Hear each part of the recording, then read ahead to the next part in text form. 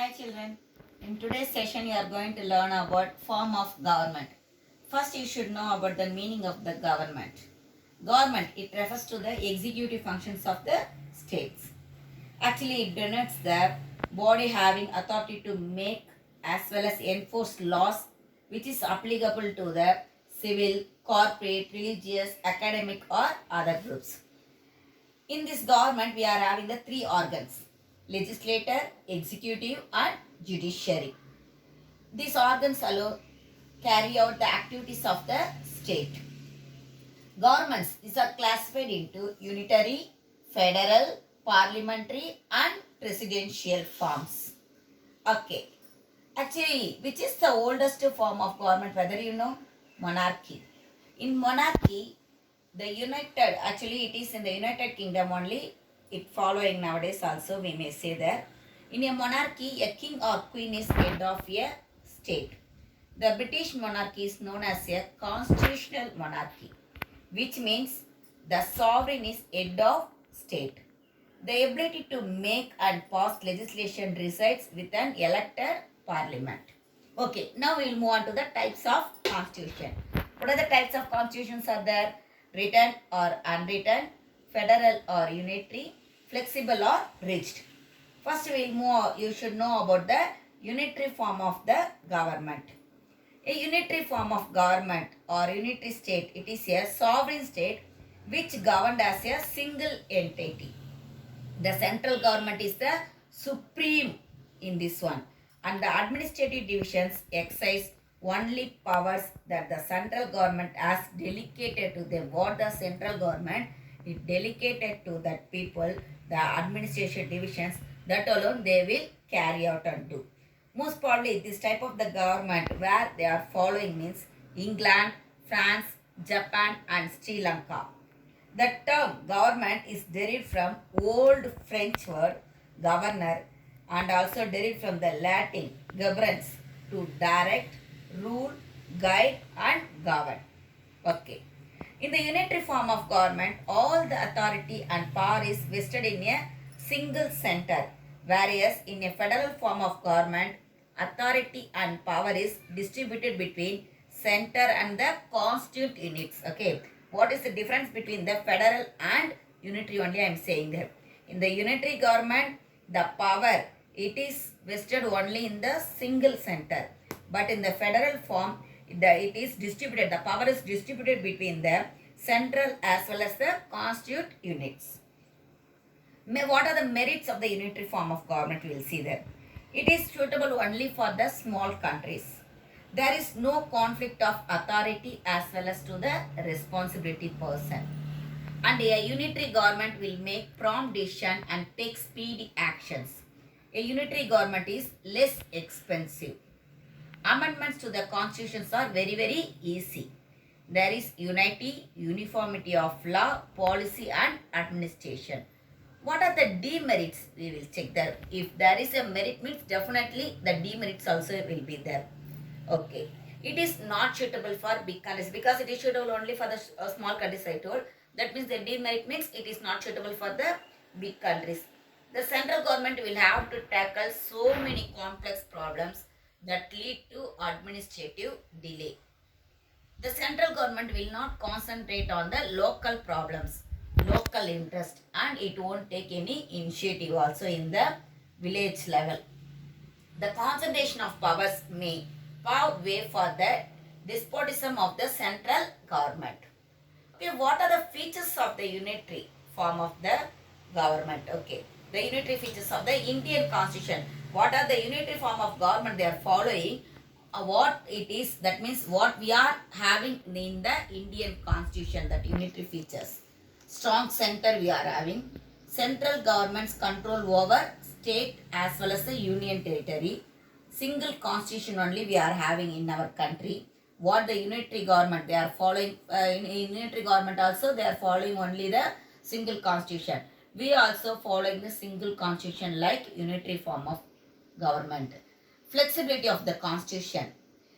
Unequal representation of the states. Emergency provisions. Single citizenship we are having in India. Single integrated judiciary we are having. All India services we are having that. Appointment of governor by the central government alone. Next, federal form of government. Federal form of government. It is one in which powers are divided between the national government and the regional government by the constitution. Okay. Both operate in their respective jurisdiction. Most probably it is followed in the USA. That means the state constitution it will be separate there, and the central constitution it will be separate. What are the merits in the federal form of government? You will see there. Reconciliation of local autonomy with national unity. Divisions of power between center and state, which leads to administrative efficiency. It gives rise to big states. Distribution of powers, check the despotism of central government. More suitable for the bigger countries. It is good for economic and cultural progress. Then what are the demerits will be there? Federal government, it is weaker when compared to the unitary government. Federal government is more expensive. Provincial tendencies are very common. Lack of uniformity in the administration. Threat to the national unity, I said, isn't it? Distribution of powers between center and states lead to the conflicts. There will be that double citizenship. There won't be the single citizenship. There is the double citizenship. Rich constitution cannot be amended easily for changing needs. Okay, what are the federal features we are having in our Indian constitution? We will see that. We also having the dual government, state government and the central government. Ours also the written constitution alone. Divisions of powers. The powers are distributed between the state and the central. In state also the powers are distributed among the districts, and in districts the powers are distributed among the towns, panchayats, like that we distributed. Supremacy of the constitution. The constitution, it is the supreme law of the land. The laws are enacted by the center as well as the state must conform to its provisions. Rich constitution, independent judiciary, bicameralism, everything. Okay. Okay, what are the difference between the unitary and the federal government? We will check that. Unitary form of government is only one level of government or subunits. But federal form of governments are the two levels of government. In unitary form of government, there is the only single citizenship. In the federal form of government, there is the dual citizenship. Unitary form of government has the subunits which cannot operate independently. But in the federal form, the federal units are answerable to the central government. In unitary form, there is the no divisions of power. But in the federal form, there is the divisions of power. Okay, next we will move on to the parliamentary form of government. Okay, flexible and rigid in this one. Parliamentary form of government, you will see that. Most probably the modern democratic governments are classified into the parliamentary and presidential government. The parliamentary system of government is the one in which the executive is responsible to the legislature for its policies and acts. The parliamentary government is also known as the cabinet government, which is responsible government or Westminster model of government, and is present in the Britain, Japan, Canada and also India. Features of the parliamentary form of government. It is nominal and real executives. Majority party will rule here. Collective responsibility. Dual membership will be there. Leadership of the Prime Minister. What are the merits of the parliamentary form of government? We will see there. Harmony between legislator and executive. It will be the responsible government. It prevents dictatorship.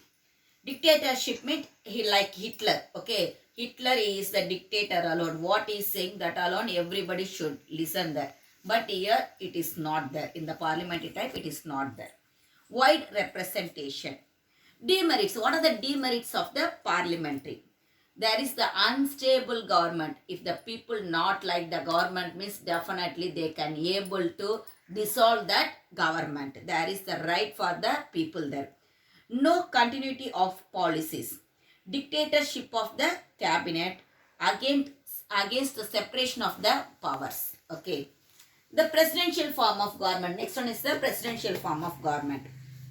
It is also known as a non-parliamentary. Parliamentary means presidential means what it will be there, non-parliamentary alone. Non-parliamentary or otherwise it is known as a fixed executive system of government. Basically it built on the principle of separation of powers and is prevalent in the USA, Brazil, Russia and Sri Lanka. What are the features of the presidential form of government? The president is the head of a state. In our country and all, only the prime minister we are saying as the head of a country, isn't it? But here president is the head of the state. He occupies a ceremonial position. The president is elected by an electoral college for a fixed tenure for 4 years. The president governs with the help of a cabinet or smaller body called kitchen cabinet.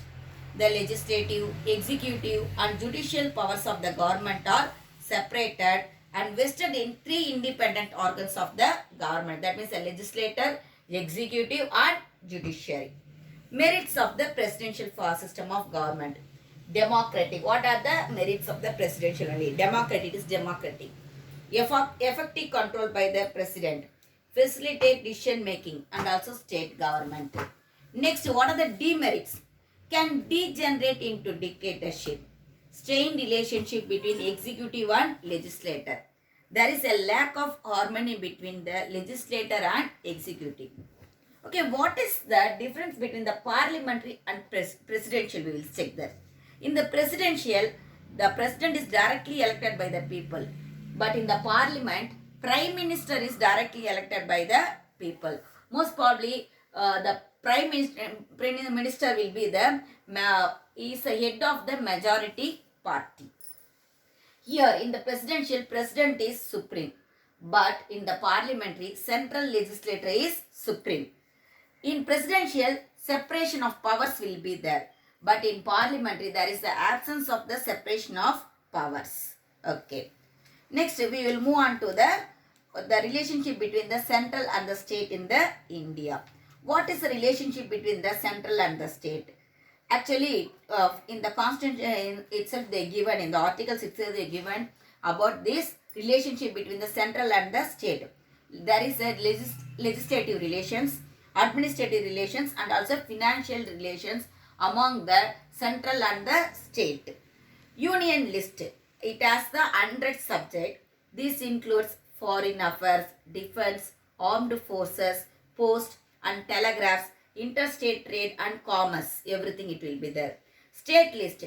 State list consists of the 61 subjects, which include the public order in the state, police, prisons, local government, agriculture. Concurrent list. Concurrent list it is having the 52 subjects, which include the criminal and civil procedures, marriage and divorce, economic and special planning, newspaper, books and printing presses, population control, and so many things are there. Next, you should know about the gross national happiness. It is known as a GNH in the short form. Gross national happiness is a developing philosophy. How we are saying means it is the index which is used to measure the collective happiness in any specific nation. The concept was first, it is mentioned in the constitution in Bhutan. Bhutan country alone, it is first introduced about the gross national happiness, which was enacted on 18th July 2008. The term, the gross national happiness, it is coined by 4th king of Bhutan, Jigme Singye Wangchuck in the 1970s itself. But they enacted that one only in the 2008. The GNHS central tenets are sustainable and equitable socio-economic development, environmental conservation, preservation and promotion of culture and good governance. Okay. GNS, it is the distinguishable by valuing collective happiness as the goal of governance and by emphasizing harmony with nature and traditional values. Thank you, kids.